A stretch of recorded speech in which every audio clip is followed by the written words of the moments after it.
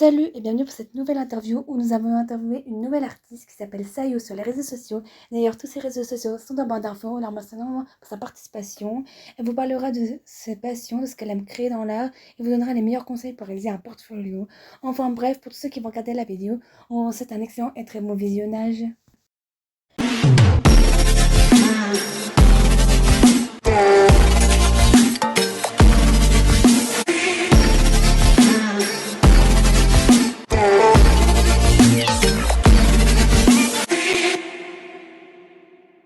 Peux-tu te décrire pour ceux qui ne te connaissent pas? Bonjour à tous. Alors mon nom d'artiste c'est Sayo et en ce moment je fais de l'illustration sur tablette graphique. Donc j'utilise Procreate et Photoshop et je fais de la photographie. Alors si je devais me décrire, je dirais que je suis une grande idéaliste et j'ai besoin de l'art pour donner vie à des mondes nouveaux. J'ai envie de faire plein de choses et je trouve que la vie est trop courte et surtout qu'une journée c'est pas assez long pour tout faire. Je pense que je dois pas être la seule à ressentir ça. J'ai besoin de créer pour me sentir épanouie et j'aime vraiment être à la racine du projet. Je prends vraiment beaucoup de plaisir à démarrer un projet et j'ai souvent du mal à le finir. Parce que c'est vraiment le fait de trouver l'idée qui me procure de la satisfaction. Même si bon, c'est vrai que terminer un projet et se dire que ça y est, on a mené quelque chose au bout, c'est vrai que c'est satisfaisant. Mais en fait, je suis aussi très perfectionniste, c'est un peu cliché, mais du coup, je mets 1000 ans pour terminer quelque chose parce que je me dis, ah non, est-ce que c'est vraiment fini? Est-ce qu'il faudrait pas que je rajoute ci, je rajoute ça? Donc souvent quand je démarre quelque chose, je mets assez longtemps pour le terminer, surtout s'il n'y a pas de deadline. Donc bon, faudrait que je m'en mette. Mis à part ça, j'aime beaucoup les animés, comme vous pourrez le voir dans mon style. Et le cinéma aussi en général, parce que j'ai fait des études là-dedans. J'aime les animaux, j'ai 2 chats qui sont les amours de ma vie.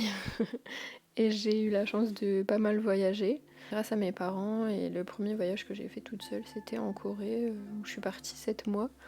Et là, ma prochaine destination, c'est le Japon. Et j'ai vraiment trop hâte. Comment tes passions sont-elles venues? Les as-tu toujours eues? Je sais pas trop comment sont venues mes passions artistiques, mais j'ai l'impression d'avoir toujours eu un penchant pour les activités manuelles et artistiques. Je me souviens qu'en primaire, j'ai commencé à dessiner les personnages des mangas que je lisais ou des animés que je regardais. Par exemple Naruto, je lisais Nana et je regardais Killaria à fond, vraiment j'étais trop fan. J'ai continué au collège où je me suis mise à faire des peintures acryliques. Pareil, c'était toujours des mangas, je tapais sur internet, je cherchais des images et puis j'essayais de les recopier en peinture. Je me souviens aussi que je ramenais des dessins à des élèves qui me demandaient. Je leur ramenais le lendemain. C'était mignon. J'aimais beaucoup les arts plastiques et d'ailleurs j'avais 20 de moyenne sans vouloir me vanter.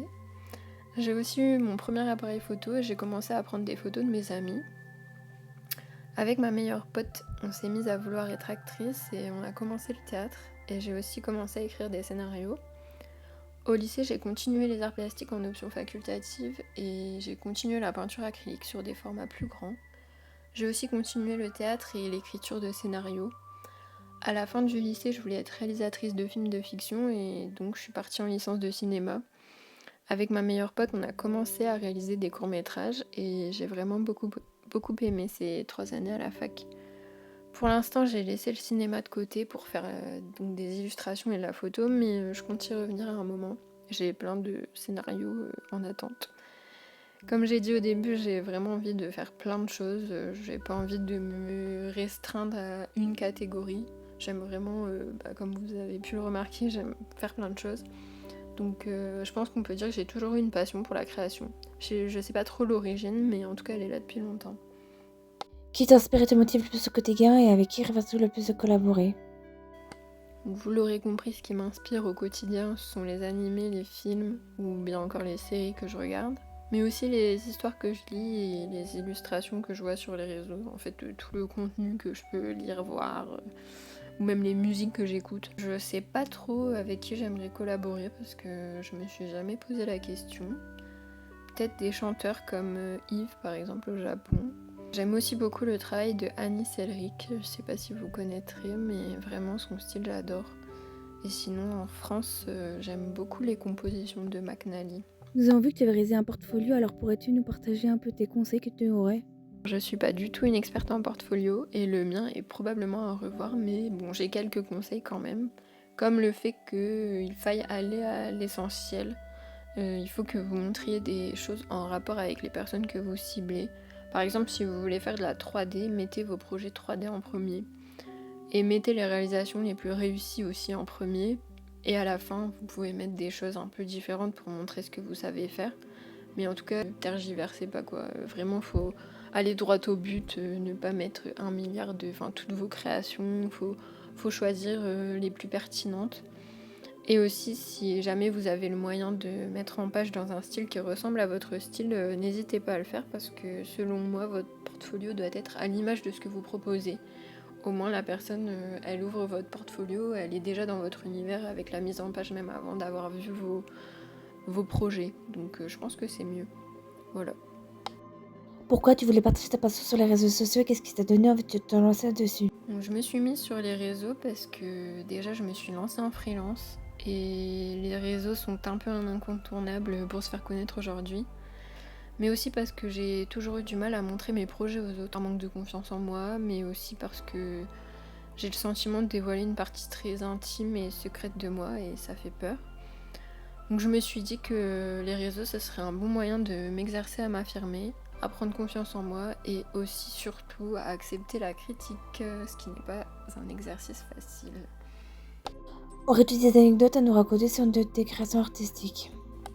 Bon, je sais pas si c'est une anecdote hyper intéressante, mais j'ai fait un fanart de Vinland Saga et dans le décor il y a des crânes. J'ai décidé de les faire tous un par un au lieu de trouver un moyen pour juste en faire quelques-uns, les copier, modifier un peu la position et gagner énormément de temps. Mais je me suis dit que c'était un bon moyen de m'entraîner à faire des crânes. Au bout d'un moment, j'avoue, j'ai un peu regretté parce que c'était super long et je me suis lassée. Mais finalement, le résultat est vraiment sympa. Même si c'est pas du tout les crânes qu'on voit le plus. Mais maintenant que vous savez, vous pouvez zoomer et apprécier le fait qu'ils aient tous été faits un par un. Que préfères-tu réaliser de tes passions artistiques et pourquoi? Donc je l'ai déjà dit, mais j'adore commencer un projet. J'aime essayer de trouver la bonne idée. Et j'aime aussi chercher l'inspiration sur Pinterest par exemple. Faire des mood boards, etc. D'ailleurs, plus il y a de contraintes, plus je trouve il est facile de trouver des idées. Si on a le champ libre, c'est difficile de canaliser ses idées en une seule idée pertinente. En tout cas, pour moi. Plus précisément, dans les illustrations, ce que je préfère, c'est choisir les couleurs et faire les ombres et les lumières. C'est vraiment à ce moment que l'illustration prend une toute nouvelle dimension et je trouve que c'est satisfaisant et c'est là qu'on se dit « Ah, ça y est, ça commence à ressembler à quelque chose ». Le style de tes créations artistiques en 3 mots? Je pense que mon style va encore évoluer, enfin c'est sûr même. Mais en tout cas pour l'instant, si je devais le résumer en 3 mots, je dirais animé, coloré et personnage, parce que je fais beaucoup de personnages. En tout cas, je commence justement à essayer de faire autre chose, mais c'est vrai que ça reste ce que je préfère faire. Tu as des projets pour ta passion dans tes réseaux sociaux? Si oui, lesquels? J'ai plein de projets. Pour l'illustration, comme beaucoup, j'aimerais ouvrir une boutique, que ce soit en ligne ou si ça marche bien en physique. Et je suis aussi en train d'écrire le scénario d'une série d'animation dont j'aimerais faire tous les chara-design et les concept art. Bon, j'aimerais pas moi-même l'animation, mais j'avais pour projet d'écrire vraiment une série. Par contre, c'est un projet qui est vraiment dans le futur lointain. Sinon, j'ai plusieurs scénarios aussi qui sont en attente, donc ça c'est plus pour films de fiction en PVR. J'aimerais aussi, dans un futur plus ou moins proche, ou plus ou moins lointain, je ne sais pas, organiser des concours d'illustration, ou bien de courts-métrages ou de scénarios. Mais en tout cas, essayer de donner envie aux gens de créer, avoir des récompenses. Mais oui, surtout inciter à créer. Et pourquoi pas aussi un jour avoir une société de production. Donc voilà, je manque pas de projet et je pense que dans les années à venir, je ne vais pas m'ennuyer non plus. Aurais-tu quelque chose d'artistique à nous recommander d'aller voir? Pour ce qui est des recommandations, d'abord pour les fans d'anime et ou manga, mais bien sûr aussi les autres si vous êtes curieux. Je conseille les illustrations d'Anis Elric et McNally que j'ai mentionnées juste avant, mais aussi Hinako Natsume, Dexterous B et King Han. Je suppose qu'on mettra les noms en description. Donc Dexterous B, je sais pas trop comment ça se prononce, il me semble que c'est un homme, c'est un Coréen qui fait des illustrations, souvent c'est des couples qu'il représente dans des situations de la vie quotidienne, et il a un style très doux, très léger, et c'est vraiment apaisant à regarder. Pour ce qui est de King Han, elle est quand même assez connue, malheureusement je l'ai connue après qu'elle soit décédée parce que apparemment elle avait une maladie du cœur et elle a succombé à sa maladie il n'y a pas très très longtemps. Ces illustrations sont encore disponibles sur Instagram et il y a beaucoup d'illustrations en rapport justement avec sa maladie. C'est très poétique et très touchant. Je vous conseille de voir. En musique, je conseille de regarder et d'écouter Yves. Donc regardez ses clips qui sont en animation et ils sont très beaux.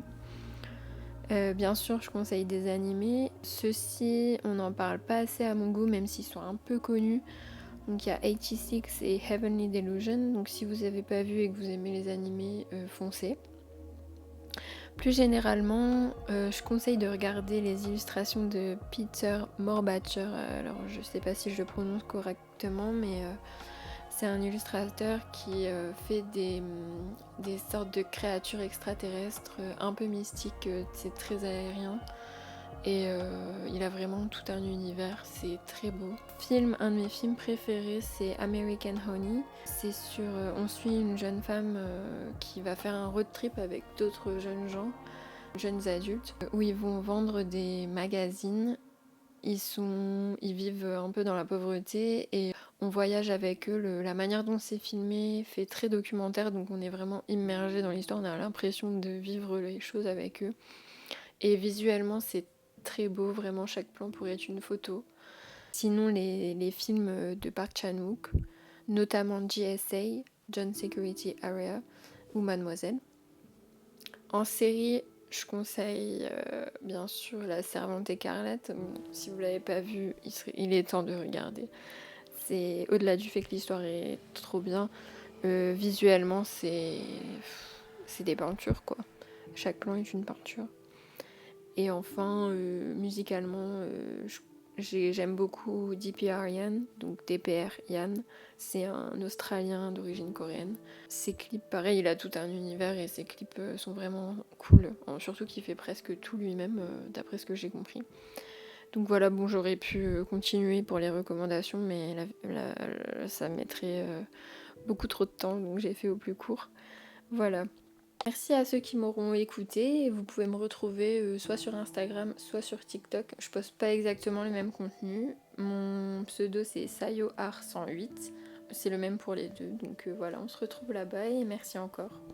On vous remercie d'avoir regardé cette interview. On espère qu'elle vous aura plu. N'hésitez pas à nous faire savoir. N'hésitez pas à nous dire aussi quelle prochaine tête vous voudrez qu'on interviewe. Et surtout, on se dit à la prochaine pour de futures vidéos et contenus artistiques.